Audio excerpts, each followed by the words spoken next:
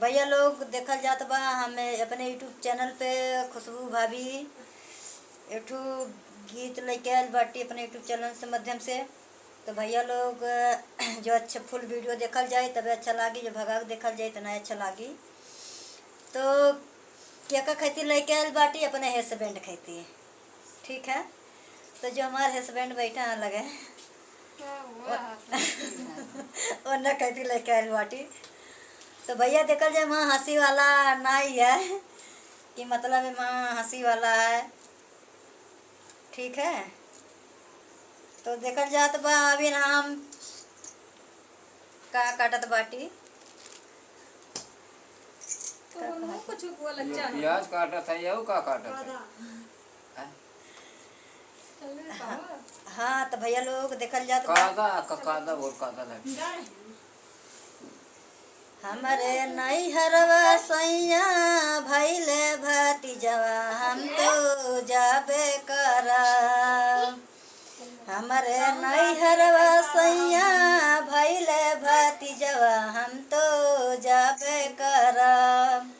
चाहे तुम्हारा सैया चाहे गरियावा हम तो जाबे करा। चाहे तुम्हारा सैया चाहे गरियावा हम तो जाबे करा। बोला पर का बोली कैसे रहा धनिया ऐसा जवाब कि एक रोज तो देखल जाए अब का कहत बाटा यान ये भैया लोग का कहत बाटा यान का कहत बाटा यान तू ही ये धनिया जाबू नैहरवा में रहब कैसे। तू ही ये धनिया जाबू नैहरवा में रहब कैसे। केहू बनई है खाना केहू खियई है हमें रहब कैसे। केहू बनई है खाना केहू बखियई है हमें रहब कैसे। एक जून बनई है सैया दुई जूनी खैया तबले अइबे करा। एक जून बनई है सैया दुई जूनी खैया तबले तबले अइबे करा। तबले अइबे करा।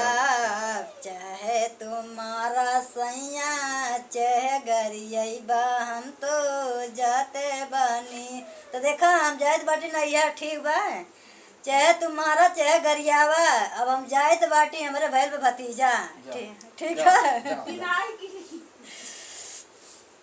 तू ही ये धनिया बुला गया। हाँ हमारे नैहरवा सैया भैले भतीजवा हम तो जाबे करब। हमारे नैहरवा सैया भैले भतीजवा हम तो जाबे करब।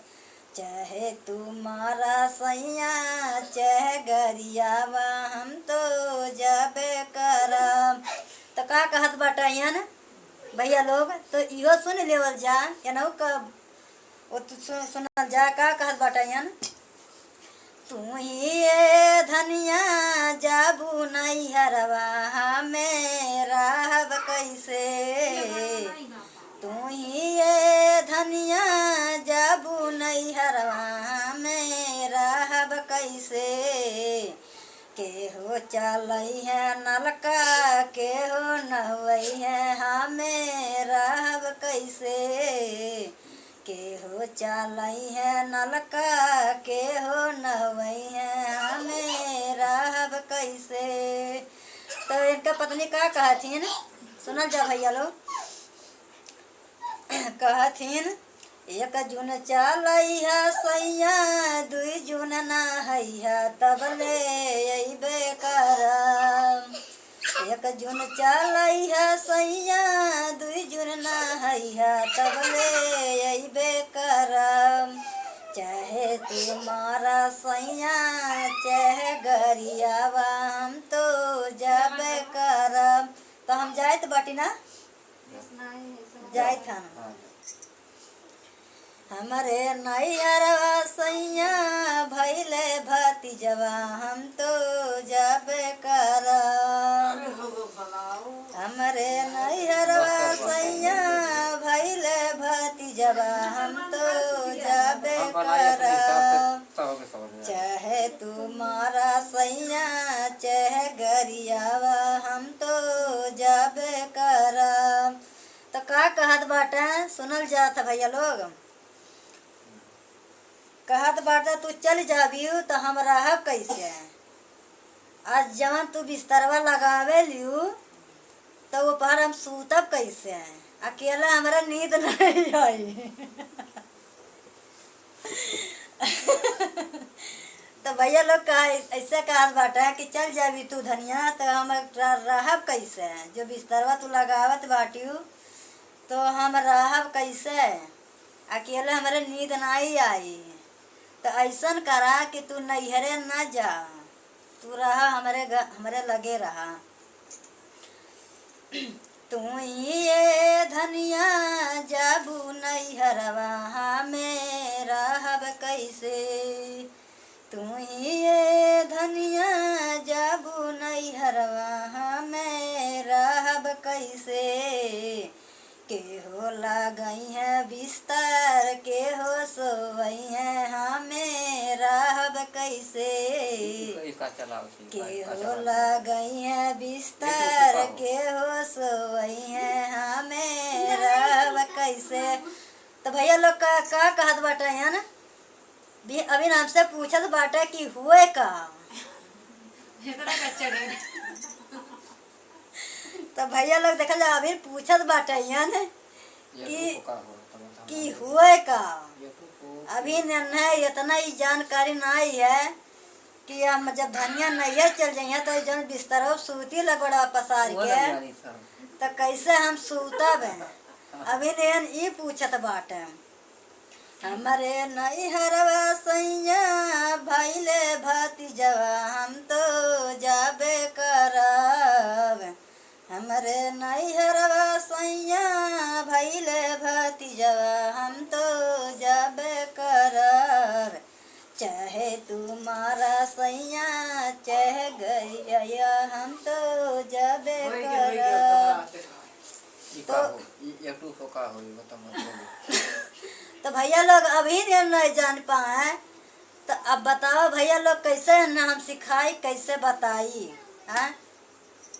बतावल जाए आप सब कैसे हम सिखाई कैसे बताई। या नहीं जानत बाटे कि टंगरिया पसा कैसे कैसे सूती ला। तो बिस्तरवा क्या लगाई हमारे हैं। तो भैया लोग देखल जाए। ना बोल ना बोल ना बोल। हाँ ये टू फैमिली आपका क्या हाल है। राजेश लोधी का नाम पे आइडिया है, आपका हार्दिक स्वागत करता है। ठीक है मेरे लाइफ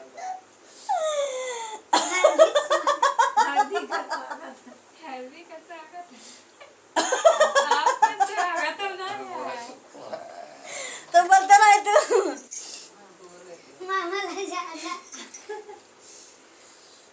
ऐसा नहीं कि मैं वायरल होने के बाद मैं आप लोगों को भूल गया, नहीं मैं नहीं भूलूंगा।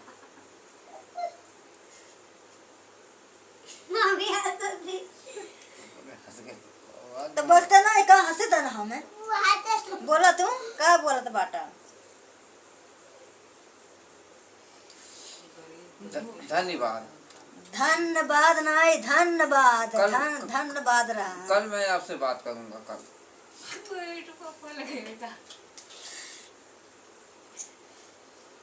कल अरे बंद कर जा रहे समय तक नहीं चालू कर जा रहा चालू था देर तक वो बनावे थे। तो कान का तू बोलत रहला। तू बिस्तर नहीं जान पावत बाटा नलका नहीं जान पावत बाटा। खाली तुम्हारे दोनों जून नहाए चाहिए दोनों टाइम टंगर पसार कर सोते चाहिए। के पनिया भरी तब नहा ते इतना तुम्हें नहीं समझे चाहिए। ये पूजा पाठ गाना गाना नहीं निकला है। चैनल